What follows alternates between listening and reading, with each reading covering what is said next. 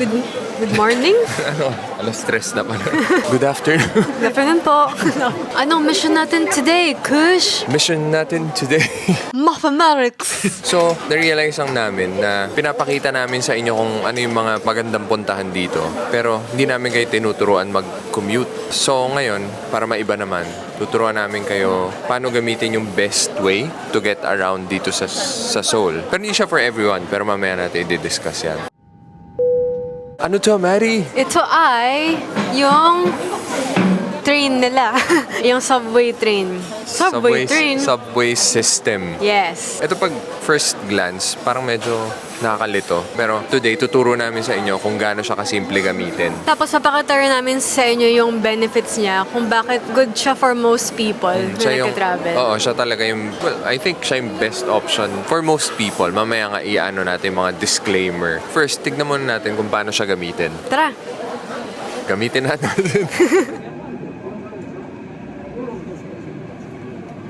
Ano first step, Maddie?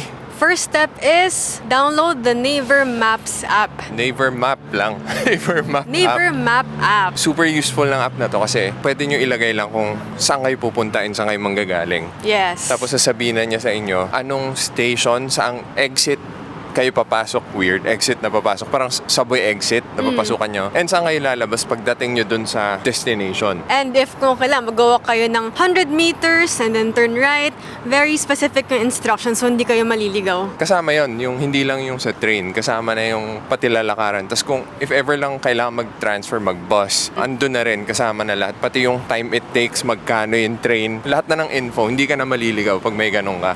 Pwede mo rin i-compare kung ano yung best way kung mag-bus ka ba or mag-train. Makikita mo yung difference sa price o yung time it takes to get there.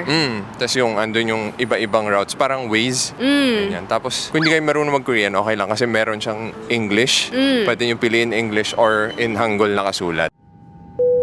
Ayun, ito example. Hindi pala to related sa neighbor.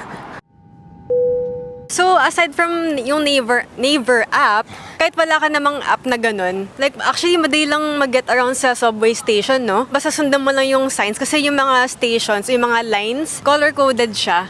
So, parang basta alam mo lang yung kanya, may blue line, just follow everything. May sign, ayun, punta ka doon. Like, ayun. At saka may English may English. So maintindihan nyo naman, hindi siya nakakaligaw. Kahit dun sa loob ng train, i-announce naman nila in English din. May trains na may screen na nag-update kung ano na yung next station, nasaan ka na, ganyan. Yeah. And pati kung anong door yung bubukas. Meron ding wala, pero maririnig mo naman, ina-announce siya in English and Korean. Tapos pag nasa station ka, meron ding mga information booth, pwede ka magtanong naman kung talaga naliligaw ka na. Anong step 2, Kush? Sa step 2, ito yung best way magbayad. Kuha kayo ng T-Money Yeah, na card. T-Money card. Saan nakukuha yan, Mary? Nakukuha mo yun sa mga convenience store. Well, at least yun yung alam natin. Pero baka may iba pa. Pero anyway, yun. Yung sa amin, kinuha namin sa mini stop. Pero I think sa lahat ng major convenience stores meron. Tapos doon nyo rin pwede i-load. And meron ding loading station sa iba-ibang stations. May machine na ganyan. Para saan yung T-Money card, Kush? Yung T yata transportation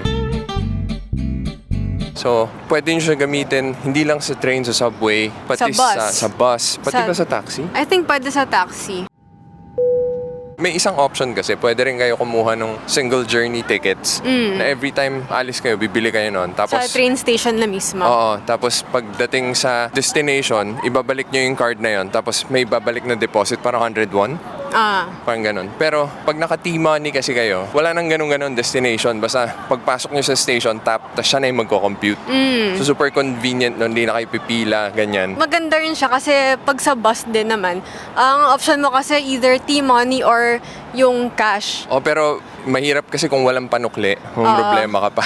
Tapos minsan yung mga bus driver, parang may nahabol na strict schedule. So parang wala siyang time, hintayin ka maghalungkat sa wallet mo ng coins. Tapos hindi lang siya for transportation. Ang alam namin, pwede mo rin siyang gamitin, meron mga photo booth, mga ganyan. Oo. Depende sa machine. So, parang super convenient lang na may ganun kapag nandito ka. Talagang multi-purpose siya. Tapos may nakita akong isang person online na parang may nabili siyang parang keychain type na hindi ko alam kung maalala kung kakao ba siya na character. Tapos keychain siya. So yun yung pwede mong itap sa machine. Pero limited edition lang yata yun. Pero kung may mahanap kayong ganun dito sa Korea, ang cute nun.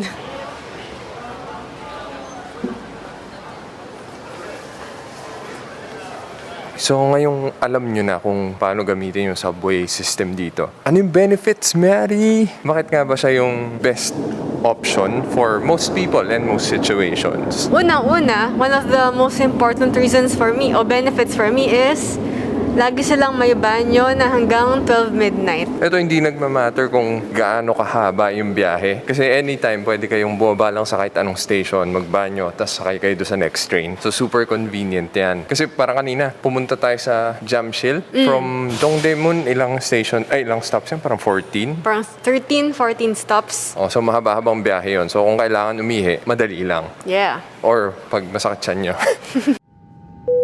Next benefit, may madadaanan kayong mga underground shopping centers. Ano to? Depende sa station, iba-iba yung tinda.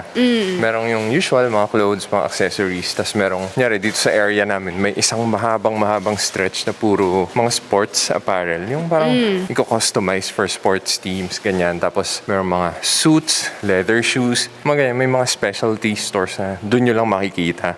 And I think mukhang mura eh. Yeah, mukha kasi siyang small businesses lang. Pero meron din yung mga convenience stores kung may mas mga essentials, yung mga basics na kailangan nyo. Tapos kunyari, may mga nakita kayong gusto nyong bilhin pero kinapos kayo sa cash. Meron din mga ATM sa stations, no? Although may bayad yon. Kung kunyari Philippine Bank, tapos dito kayo mag-withdraw. So, ideally, may cash na kayo or may credit card.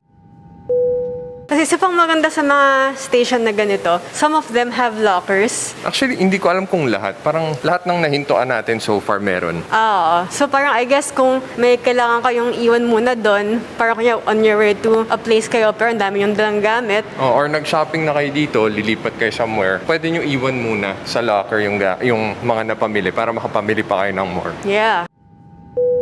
And meron ding stations na may currency exchange.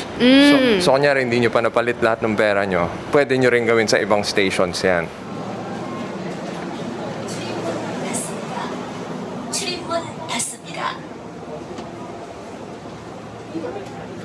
Isa pang benefit of taking the train, connected siya sa mga major destinations. Like, kunyari, itong Hongdae. Pagkababa namin sa Hongik University, For a few meters, eto na, asa center ka na agad. yeah. Tapos bukod dyan, yung ibang stations connected na sa mga malalaking mall, mga department store, or kung hindi naman, connected siya sa mga bus stop. So, kahit saan nyo gusto magpunta sa Seoul, madali na. Tapos maganda rin siya kasi nagkakaroon kayo ng opportunity na unang-una mag-exercise dahil maraming lakaran and i-immerse talaga yung sarili nyo sa local culture. Diba? Kasi syempre kung magta-taxi ka, point to point lang yon, wala ka na experience. Oh, parang yung pinaka-interaction mo lang is yung sa taxi driver. Kasi sa mga subway, you can see yung culture nila, like kunyari, how they respect yung seats for the elderly and the Yung mga injured pregnant women, ganyan. Oh, talagang kahit napuno na yung train, hindi nila inuupuan yun kung hindi naman sila under any of those categories. O, tas ano rin to, maganda rin siyang opportunity. Kunyari, nag-aaral kayo mag-Korean, masasanay kayo magbasa and makinig, and maririnig nyo paano yung conversation na hindi pang libro. Ayun. Yung mga conversations na mga katabi mo, ganun. Oo.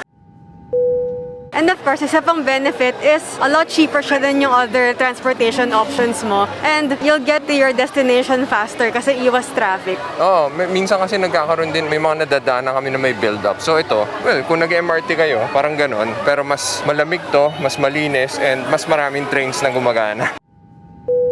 Pero kahit siya yung best way to get around Seoul for most people and for most situations, merong exceptions. Parang nangyari sa amin nung first day, dami namin dala, tapos umuulan. Medyo hassle kasi pag sa stations, maliit lang yung elevator. So either hihintayin mo yon, makakuha ka ng opening, or iahagdan mo na lang. So yon, isang downside yon. Tapos kunyari may mobility issues ka, kunyari may injury ka, or basta hirap ka lang tumayo or maglakad ng malalayo or makyat ng hagdan, posibleng mahirapan ka rin. And kahit na may reserve na seating, ilan lang yun. So, hindi ka rin naman guaranteed na makakaupo ka dun. Oo, so kung abutan ka, tapos ang dami mong stops pala, medyo hassle yun. Yeah.